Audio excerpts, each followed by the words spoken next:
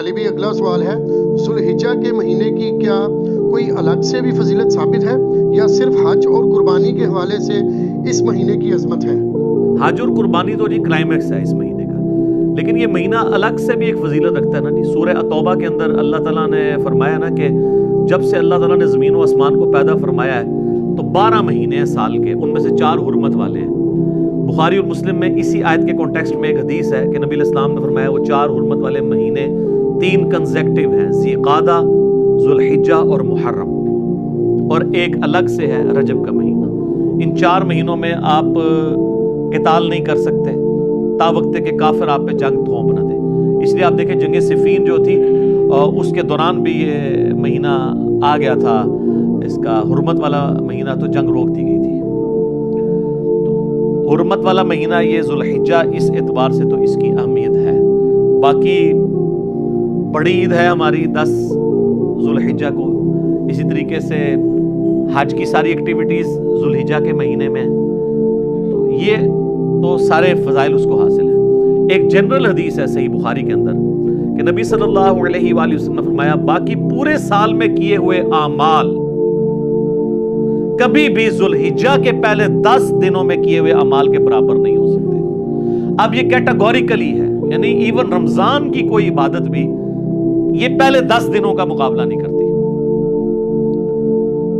بلکہ اکثر مفسرین کا اتفاق ہے یہ سورۃ الفجر میں جو اللہ نے قسم یاد فرمائی ہے نا، والفجر ولیال عشر، فجر کے وقت کی قسم اور 10 برکت والی راتوں کی قسم، یہ 10 راتیں جو ہیں وہ ذوالحجہ کی 10 راتیں ہیں، یکم ذوالحجہ سے لے کے 10 ذوالحجہ تک۔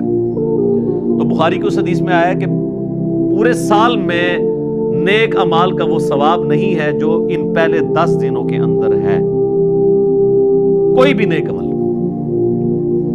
تو صحابہ نے کہا کہ کیا جہاد اور قتال بھی اگر کوئی شخص کرے باقی دنوں میں تو اس سے بھی یہ 10 دن کا عمل بڑھ جاتا ہے؟ تو آپ نے فرمایا کہ جہاد اور قتال سے بھی بڑھ کے اس 10 دنوں کے اندر عبادت کرنے کا ثواب ہے، سوائے ایک ایکسیپشن کے ساتھ کہ کوئی شخص اللہ کی راہ میں جہاد اور قتال کے لیے جائے اپنا مال اور جان لے کر، اور واپسی پہ نہ اس کی جان بچے نہ مال بچے، یعنی سب کچھ لٹا کے آ جائے نا ادر دین ذوالحجہ کے مہینے میں، تو وہ شخص ہی ذوالحجہ کے پہلے 10 دنوں میں کی ہوئی عبادت کو کے سے بڑھ سکتا ہے، باقی صرف قتال کرنے والا بھی نہیں بڑھ سکتا۔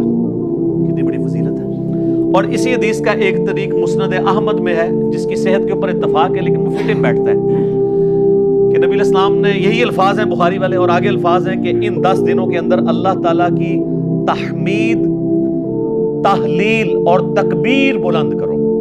تحلیل کہتے ہیں لا الہ الا اللہ کو، تحمید کہتے ہیں الحمدللہ کو، تسبیح کہتے ہیں سبحان اللہ کو، تکبیر کہتے ہیں اللہ اکبر کو، اور یہ چاروں وظائف آپ کو پتہ ہے ایک ہی کلمے میں جمع ہے، سبحان اللہ والحمدللہ ولا الہ الا اللہ واللہ اکبر، جس پہ میرا یوٹیوب پہ کلپ بھی ہے۔ سب سے بہترین وظیفہ، آلموسٹ 3 لاکھ کے قریب لوگ دیکھ چکے ہیں، اس میں میں نے کئی احادیث اس حوالے سے بتائی ہیں جو ان 4 کلمات کے حوالے سے، تو اس میں بھی اسپیسیفکلی تکبیر کا ذکر آتا ہے۔ سورۃ البقرہ میں حج کا ذکر بھی آئے گا تو آپ کو آئے گا تکبیر بلند کرو۔ سورۃ البقرہ میں رمضان کے بعد عید کا ذکر آئے گا تو کہا گیا عید والے دن تکبیر بلند کرو۔ تو وہ تکبیر بلند کرنا تو سمپل اللہ اکبر کہنا ہے۔ اس کے علاوہ آپ کو المصنف ابن ابی شیبہ میں، سنن الکبریٰ البیہقی میں، مصنف عبد الرزاق میں صحابہ اور تابعین سے کئی ایک اقوال ملیں گے۔ کوئی پڑھتا تھا سبحان اللہ والحمد للہ ولا الہ الا اللہ واللہ اکبر، کوئی پڑھتا تھا اللہ اکبر کبیرا والحمد للہ کثیرا وسبحان اللہ بکرۃ واصیلا، کوئی پڑھتا تھا اللہ اکبر لا الہ الا اللہ واللہ اکبر وللہ الحمد۔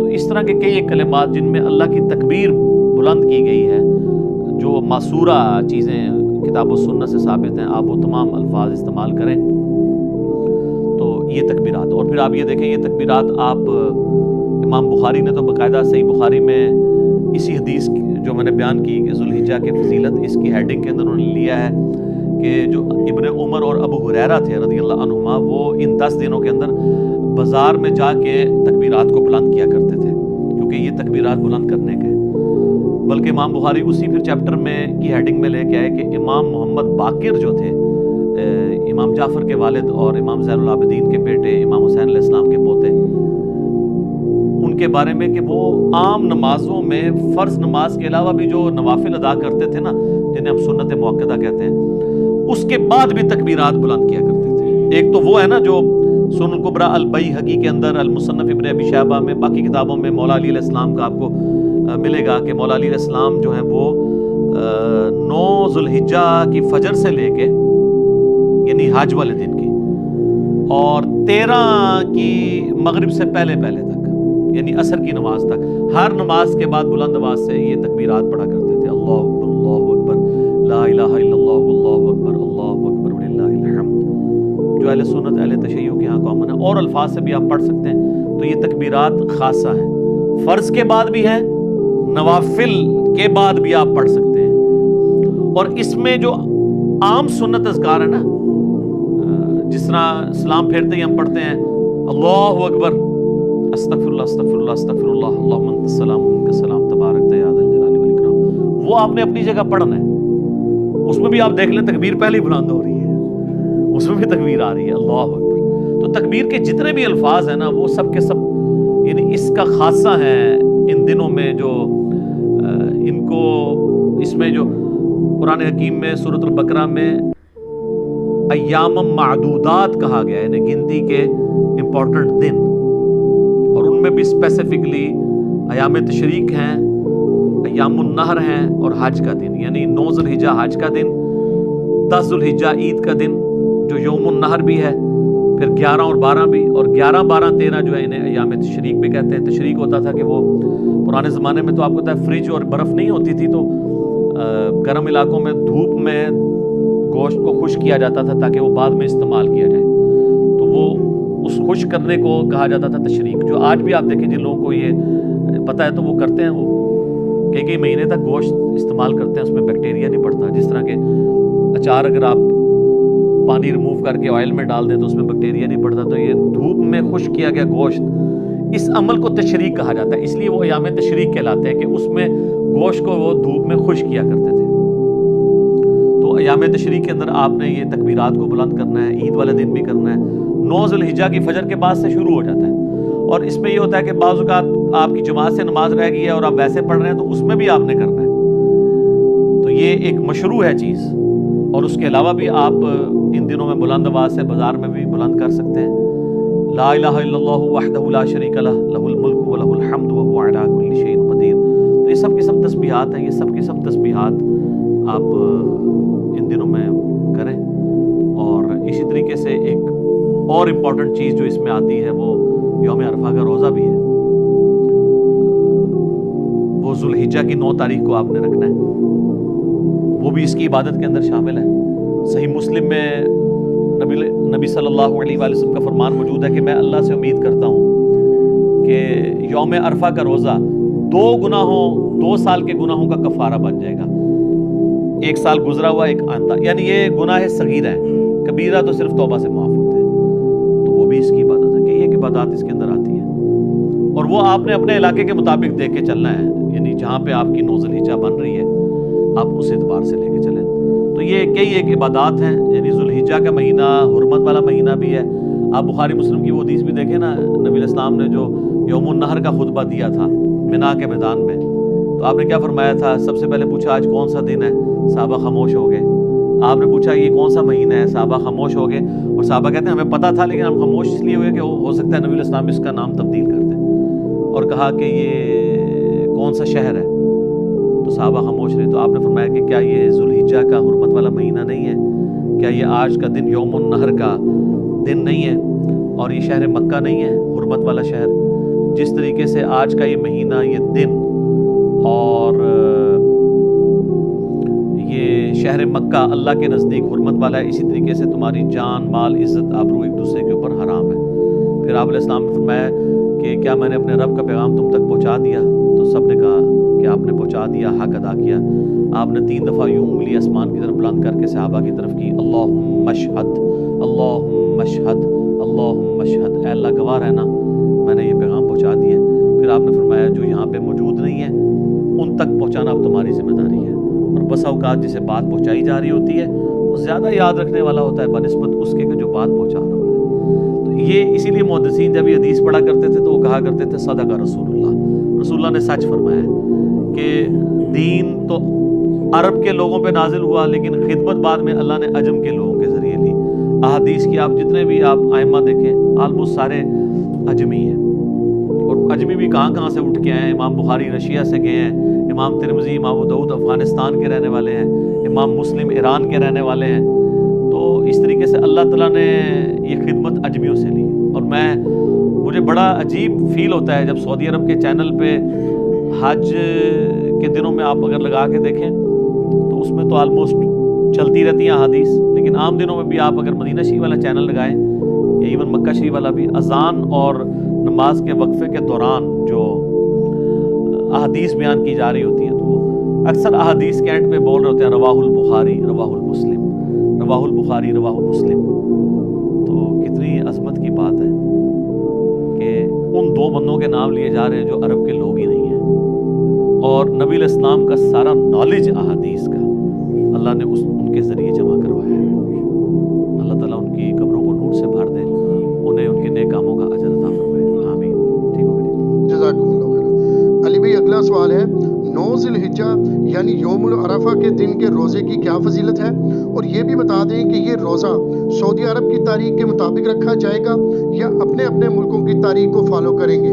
دیکھیں کچھ تو میں نے پہلے عرض کر دیا, اسی میں ایڈ کر دیتا ہوں.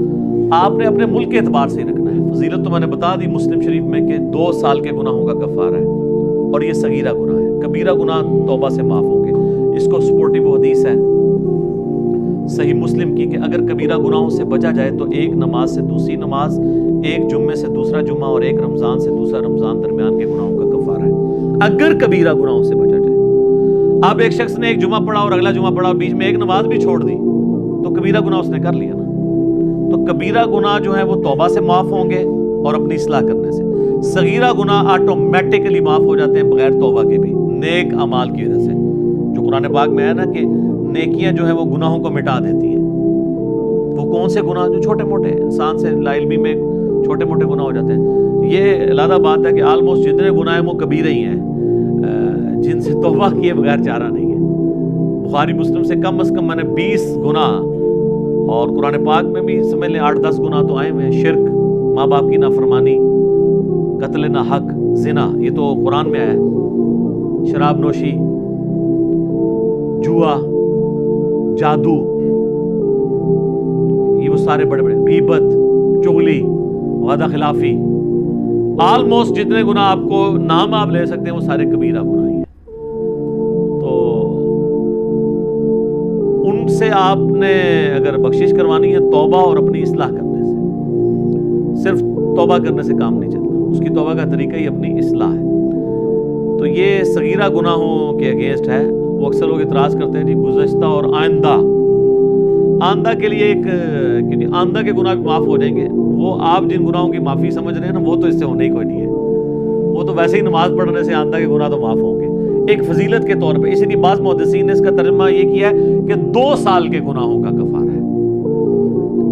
تو یہ بامحاورہ بھی بات ہو سکتی ہے, تعویل اس کی بھی کی جا سکتی ہے. رہا کہ سعودیہ کے مطابق کرنا ہے تو یہ تو ان 15-20 سالوں کی ایک زیادہ مصیبت ہے. ادروائز اگر آپ 8 سے 40-50 سال پہلے جائیں جب یہ سیٹلائٹ ٹی ویز کا سلسلہ ہمارے علاقوں میں یہاں شروع نہیں ہوا تھا, ریئل ٹائم ڈیٹا نہیں آتا تھا, تو اس وقت تو ہمیں پتہ ہی نہیں ہوتا تھا کہ آج سعودیہ میں یوم عرفہ ہے یا نہیں ہے. تو اگر پہلے آلموسٹ 1400 سال کے مسلمان اپنے اپنے علاقوں کے مطابق یوم عرفہ کو لے کے چل رہے ہیں تو اب بھی وہی آپ شریعت بدل تو نہیں جانی ہے. اس میں زیادہ رسک ہے کہ کوئی کہ جی میں سعودیہ کے مطابق رکھوں گا کیونکہ اس وقت ہے, تو وہ تو بخاری مسلم میں حدیث ہے کہ حاجیوں کے اوپر تو یوم عرفہ کا روزہ ویسے ہی نہیں ہے. نبی علیہ السلام حج کے دوران صحابہ نے آپ کو پیالہ مشروب کا پیش کیا, یہ چیک کرنے کے لیے آپ نے روزہ تو نہیں رکھا, تو آپ نے پی لیا تو صحابہ کو پتہ چل گیا کہ غیر حاجی کے لیے روزہ, حاجی کے لیے نہیں ہے. ایون یہ سیٹلائٹ ٹیکنالوجی جب تک نہیں تھی تو مکے کے اندر جو لوگ تھے ان کو یہ آئیڈیا تھا, مدینے والوں کو بھی نہیں پتا ہوگا کہ مکے کا کب بن رہا ہے یہ سلسلہ یوم عرفہ کا, اگر ان میں آپس میں ڈفرنس آ جاتا ہے. آج چونکہ ریئل ٹائم ڈیٹا آ رہا ہے اس لیے یہ فتنے بھی زیادہ کھڑے ہو رہے ہیں جی سعودیہ کو دیکھیں گے، سعودیہ کو دیکھیں گے، سعودیہ کو دیکھیں گے. 10 محرم بھی یہاں کی ہوگی، رمضان بھی یہاں کا ہوگا، عیدیں بھی یہاں کی ہوگی، سعودیہ کو نہیں آپ نے دیکھنا. آپ نے اپنے علاقے کے مطابق یہ 9 ذی الحجہ کا روزہ ہے. وہ کہتے ہیں نہیں لفظ تو آیا ہے یوم عرفہ، تو اس کا نام یوم عرفہ ہے نا. جیسے 10 محرم کا نام عاشورہ ہے، ویسے تو ہر مہینے میں عاشورہ موجود ہوتی ہے، عاشورہ کہتے ہیں 10ویں دن کو، لیکن جب سمپلی عاشورہ بولا جاتا ہے اس سے مراد محرم کی 10 تاریخ ہے، تو یوم عرفہ ہی اسے بولا جائے گا. تو اس لیے آپ نے اپنے علاقے کے مطابق اس کو لے کے چلنا ہے. اور باقی اس میں علم الکلام اور پھکی والا جواب یہ ہے کہ آج سے 40-50 سال پہلے تک تو آپ کی شریعت ہی پھر یہ والی لاگو نہیں تھی جو آج آپ نے امت کے اوپر لاگو کرتی ہے. تو پہلے 1300 سال کے مسلمان جس شریعت کو فالو کر رہے تھے، ہم آج بھی اسی شریعت کو بہتر سمجھتے ہیں فالو کرنے کے اعتبار سے. دوسرا یہ ہے کہ امریکہ میں جس وقت دن ہوتا ہے تو سعودی عرب میں رات ہوتی ہے. سعودی عرب میں جب یوم عرفہ آنا ہے تو امریکہ میں تو اس وقت رات ہوگی. وہ کہتے ہیں نہیں جب وہ وہاں پہ داخل ہو رہا ہوگا تو داخل تو دن پھر یہاں سے داخل ہونا شروع ہوتا ہے نا. زمین تو آپ کو پتا ہے نا